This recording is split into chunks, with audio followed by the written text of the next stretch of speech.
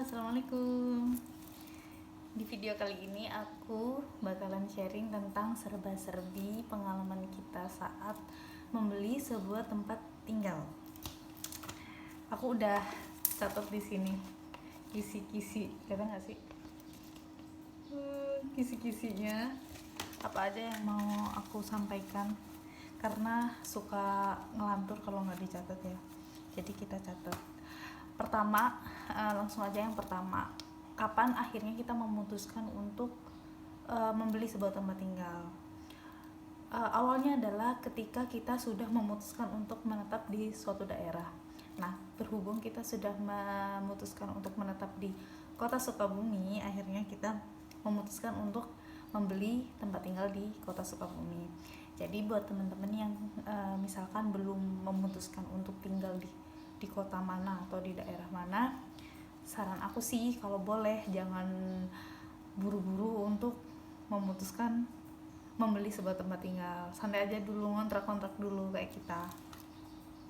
Terus yang kedua, ketika kita sudah memutuskan nih, kayak kita kota Sukabumi, kita research daerah ini gitu. Kita research kota Sukabumi itu seperti apa gitu, pusat kotanya gimana, di mana, terus pasar di mana, pusat kesehatan gimana, pusat fasilitas kesehatan yang bagus di mana, kayak gitu-gitu. Terus setelah kita research itu, nah awalnya pas kita pindah itu kita nggak tahu kalau misalkan jarak antara kontrakan kita dengan tempat kerja si abang yang di belakang itu jauh, sekitar 20 km kurang lebih.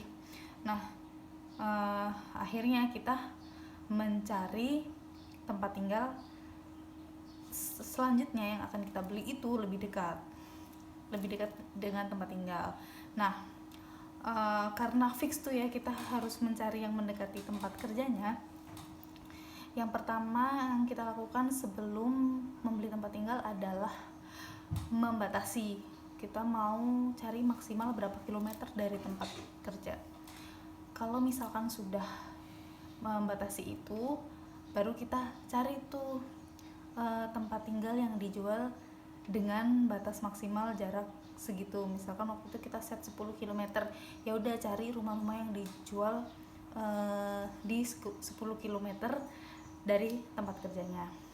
Nah, ternyata kan banyak banget tuh. Nah, akhirnya kita batasin lagi tempat tinggal yang seperti apa yang mau kita beli gitu, di Perum kah, di kampung kah, atau di pinggir jalan.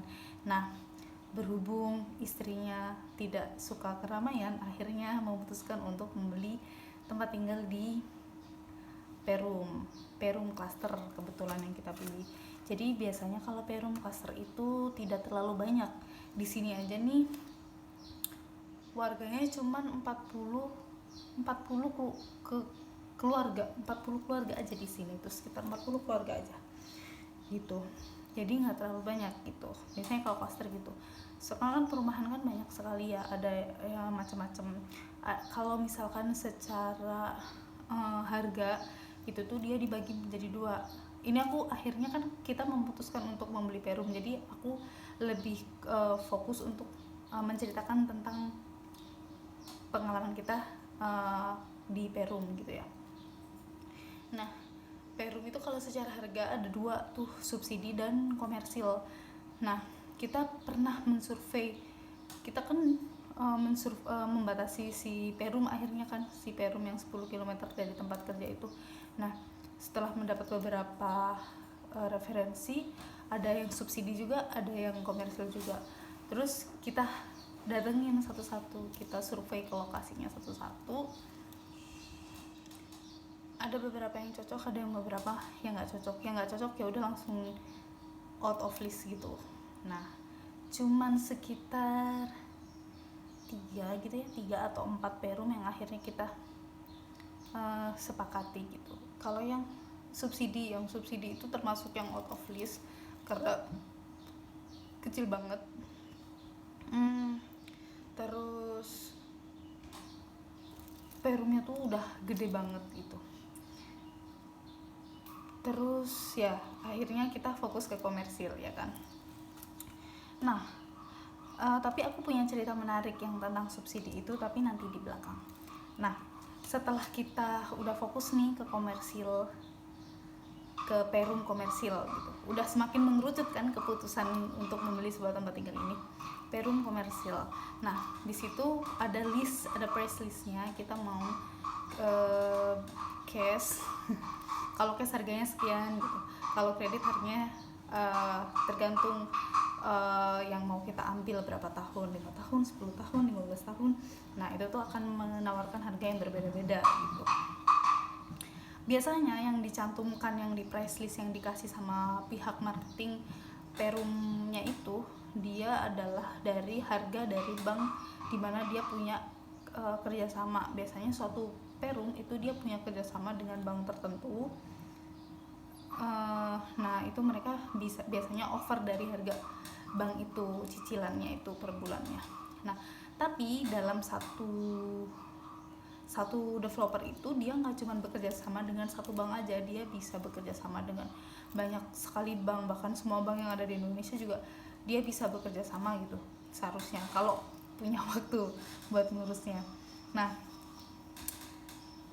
setelah itu kita sempat juga research langsung ke banknya, jadi nggak ke perum. Jadi kita pengen tahu sebenarnya ada perbedaan harga nggak sih antara yang di offer sama perum cicilan itu, misalkan dia sudah bekerja sama, dengan KPR yang disediakan langsung dari banknya. Nangkep nggak sih? Jadi perum kan punya kerjasama dengan bank, dia offer harga sekian. Nah, si bank sendiri itu dia punya KPR sendiri, dia punya program KPR di mana misalkan nasabahnya mau ambil nih KPR, tapi banknya belum punya kerjasama sama sama perumahan tertentu, tapi si nasabahnya pengen beli rumah di situ. Nah, itu dia juga bisa kayak gitu. Nah, waktu itu aku sempet pengen tahu bunga KPR tuh antara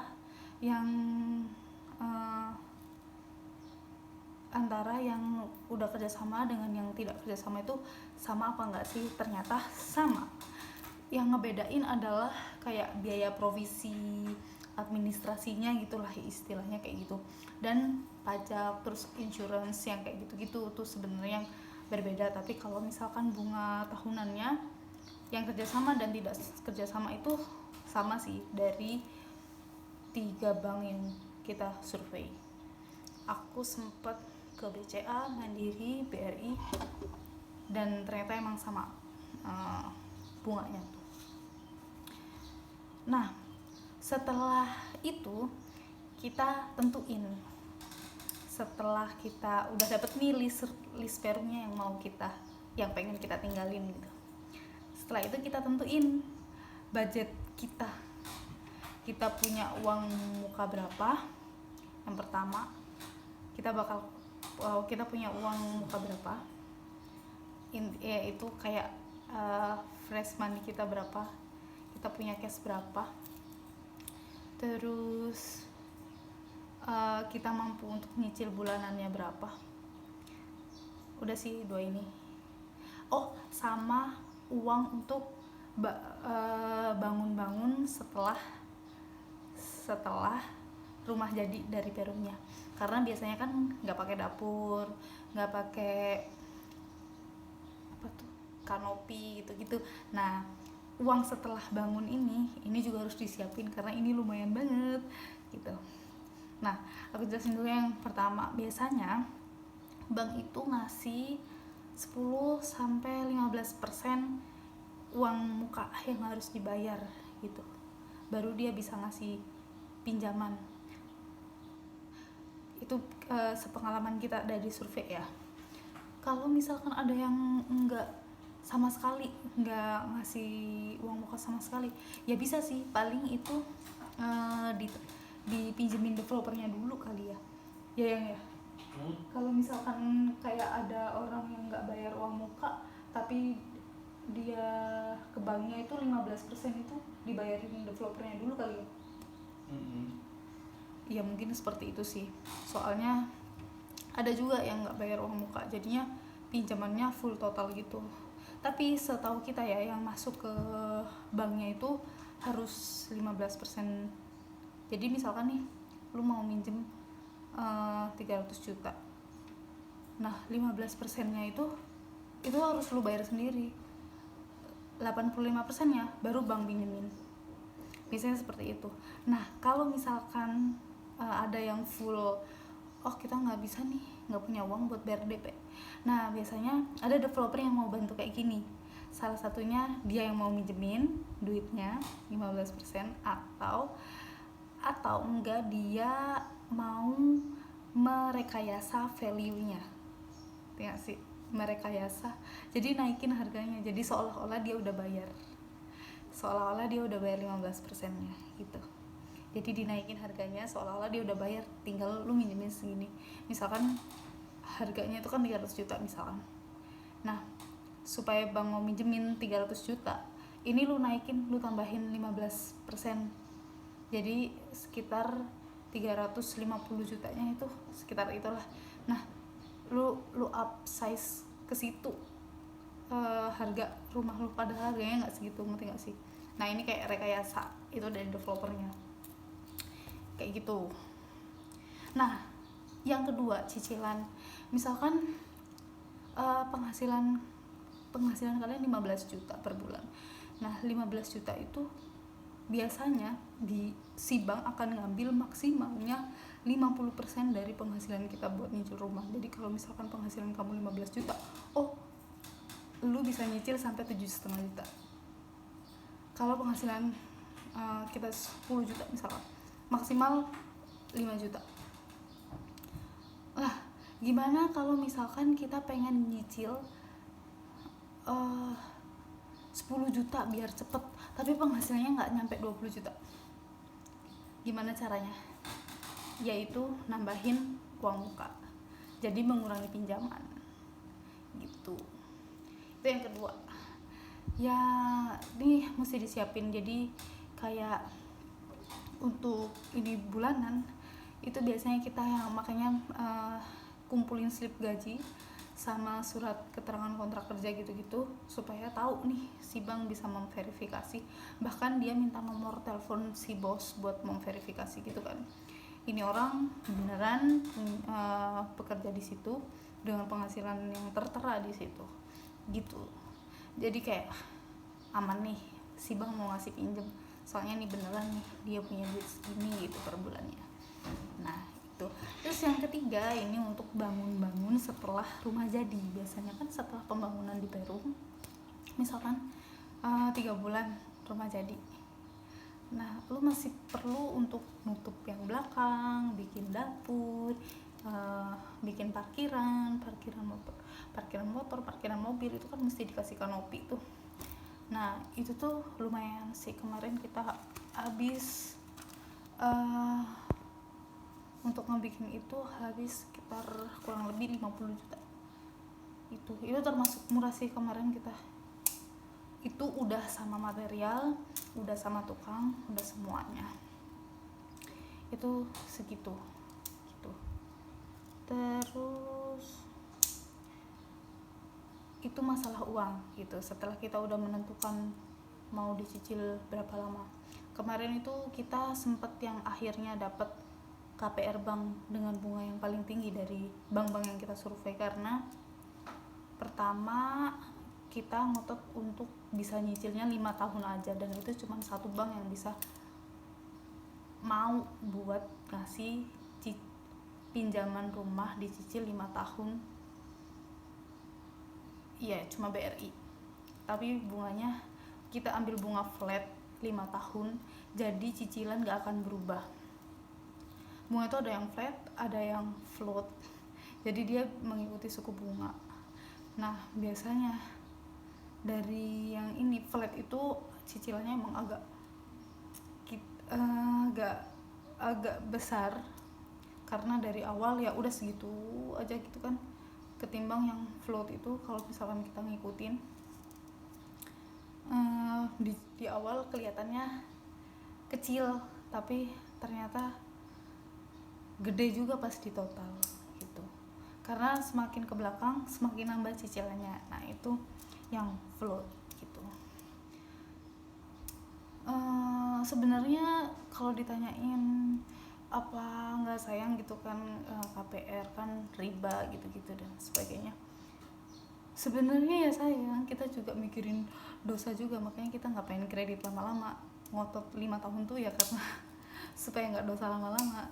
Nah, selain itu juga kita nggak punya duit kalau mau beli cash ya kan, karena kita berpikir gini sih, kita kalau misalkan mau beli rumah minimal banget kita sedia 500 juta itu kalau di daerah kota Sukabumi. Di Jabodetabek 5 untuk komersil ya, kalau subsidi itu harganya sama semua sejawa, itu 150 juta cashnya. Mungkin kalau misalkan teman-teman mau beli rumah cash 150 juta, punya tabungan segitu, bisa tuh beli rumah subsidi. Cuman rumah subsidi itu ada aturannya nih. Kalau teman-teman mau beli rumah subsidi itu penghasilannya nggak boleh lebih dari 7 juta.